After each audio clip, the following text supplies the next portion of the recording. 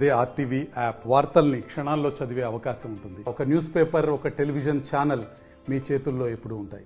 ఈరోజు గౌరవ working president KTR గారి ఆదేశానుసారం మంచిర్యాల పట్టణం, మంచిర్యాల నియోజకవర్గ స్థాయిలో వివిధ మండలాలలో, మున్సిపల్ హెడ్ క్వార్టర్లలో గౌరవ మాజీ శాసనసభ్యులు నడిపెల్లి దివాకర్ రావు గారి ఆదేశానుసారం ఎల్ఆర్ఎస్ ఏదైతే నో ఎల్ఆర్ఎస్ నో బీఆర్ఎస్ అని అబద్ధపు హామీలు ఇచ్చినటువంటి కాంగ్రెస్ ప్రభుత్వం ఏదైతే ఉన్నదో దానికి నిరసన దీక్ష చేపట్టాలని పార్టీ ఆదేశానుసారం ఏదైతుందో ఇలా మంచిర్యాల పట్టణంలో పెద్ద మొత్తంలో బీఆర్ఎస్ కుటుంబ సభ్యులు పాల్గొనడం, ప్రజలు కూడా ఎల్ఆర్ఎస్కు సంబంధించి ఎన్నో ఆశలు పెట్టుకున్నారు.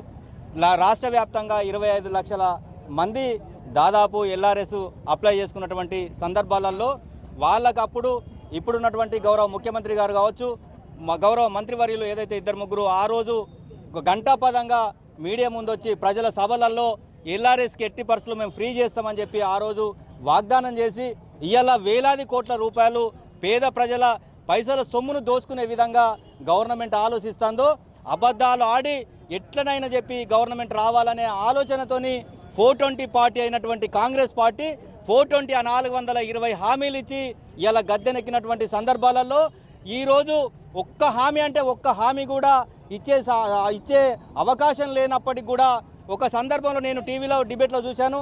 గౌరవ ముఖ్యమంత్రి రేవంత్ రెడ్డి గారు ఆ రోజు కూడా ఒక విలేకరు అడిగినటువంటి సందర్భాలలో ప్రజలకు అబద్ధాలు చెప్తేనే కరెక్ట్ అవుతుంది, అబద్ధాలు చెప్పి మేము ప్రభుత్వానికి వస్తామని చెప్పి ఏదైతే చెప్పిండో ఆయన చెప్పింది అక్షర సత్యం.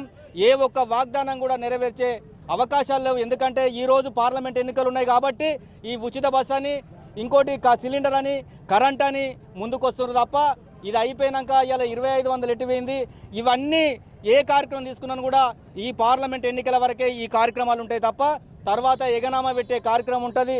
అదే కాదు, బీఆర్ఎస్ గౌరవ అధ్యక్షులు కేసీఆర్ గారి నాయకత్వంలో ఈ రాష్ట్రం సస్యశ్యామలంగా రైతులు సుభిక్షంగా ఉన్నటువంటి సందర్భం మనం అందరం చూసినాం. కానీ ఈరోజు ఒక పంట అయిపోయింది మన ఆధ్వర్యంలో, రెండో పంట వచ్చేసరికి నీళ్ళు ఇవ్వలేని పరిస్థితి, ఎరువులు ఇవ్వలేని పరిస్థితి, సకాలంలో కరెంటు ఇవ్వలేని పరిస్థితి ద్వాపరించిందంటే వాళ్ళు నిజమైన ఇందిరమ్మ రాజ్యం ఏదైతే 40 సంవత్సరాల కింద ఈ దేశం ఉందో వెనుక 40 సంవత్సరాలు తీసుకుపోయిన చరిత్ర ఈ దౌర్భాగ్యమైన కాంగ్రెస్ పార్టీకే చెల్లింది తప్ప ఇంకొకరికి చెల్లదు. ఏది ఏమైనప్పటికీ ఇలా మంచిర్యాల పట్టణంలో మంచిర్యాల నియోజకవర్గంలో 3 మున్సిపాలిటీలలో మరిన్ని వీడియోస్ కోసం ఛానల్ ని సబ్స్క్రైబ్ చేయండి. లేటెస్ట్ అప్డేట్స్ కోసం వాట్సాప్ ఛానల్ ని ఫాలో చేయండి. అండ్ లింక్ డిస్క్రిప్షన్ లో ఉంది.